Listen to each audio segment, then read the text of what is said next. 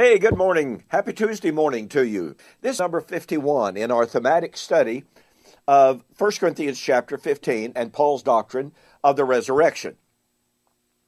Paul said, "Then comes the end, when he shall deliver the kingdom to the Father. For he must reign until he has put all things under his feet.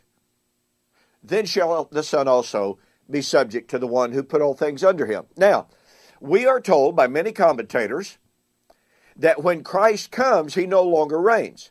In my formal public debate with David Hester in July of 2016, Dr. Hester said, well, if Preston is right, and if Jesus came in AD 70, he is no longer ruling or reigning. And he appealed directly to 1 Corinthians chapter 15. So the great question is, does 1 Corinthians 15 suggest to us that Christ abdicates his rule and reign at his coming? Now, in the last video, this is so important. In the last video, I suggested to you that the idea of Christ surrendering his rule, surrendering his reign, abdicating, no longer ruling, violates completely the idea of Christ's return for the wedding. I want to pick up on that, and boy, this is such a fantastic, awesome subject. Paul's doctrine of the resurrection is based partly upon Hosea chapter 13. Hosea 13 predicted the resurrection.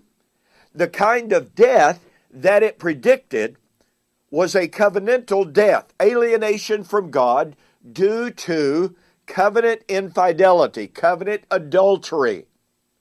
When Ephraim sinned, he died. Yet he sinned more and more. Well, that's dead men sinning.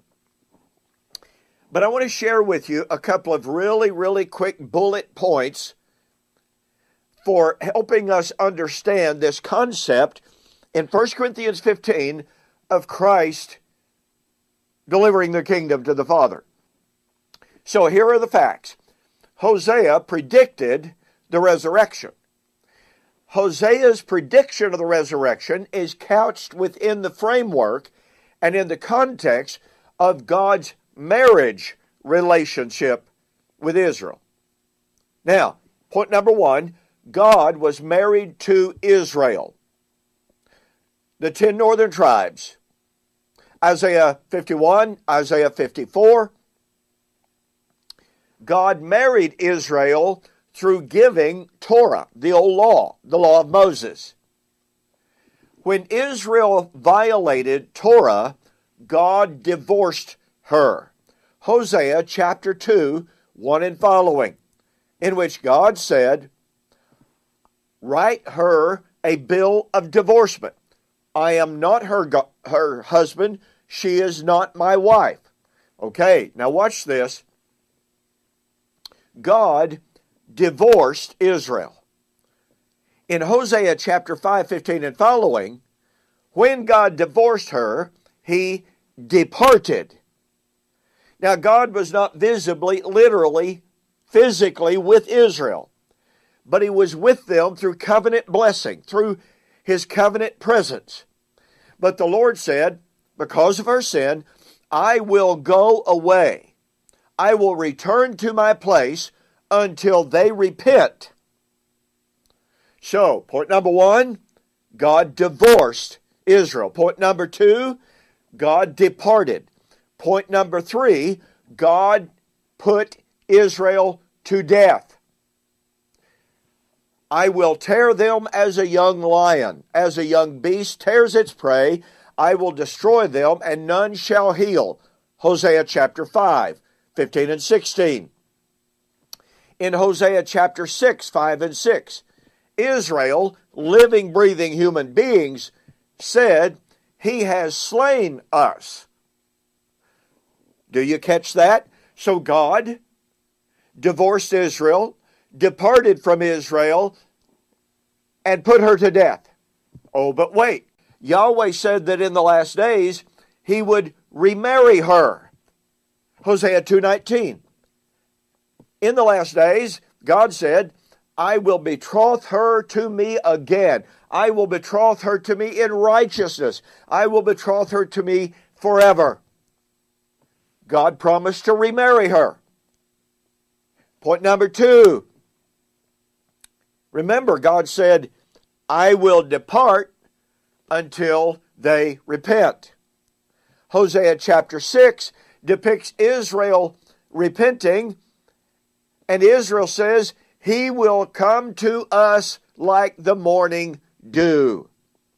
Well, folks, if the coming or if the departing was not literal, visible, and physical, then the return was not literal, visible, and physical.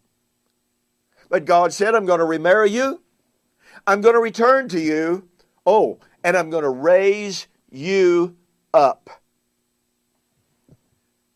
The Lord said, or Isaiah said, He has slain us, but on the third day He will raise us up, and we shall live in His sight.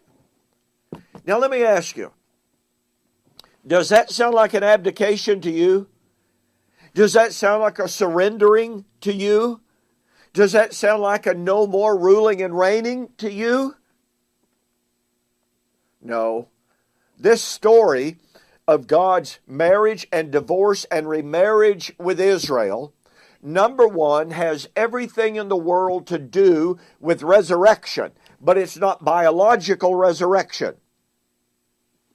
Point number 2, it absolutely falsifies the view that at His coming, Jesus was going to surrender the kingdom. No, at His coming, it would be to remarry Israel. Remember, God said, I'll remarry you. I will return to you. I will raise you from the dead.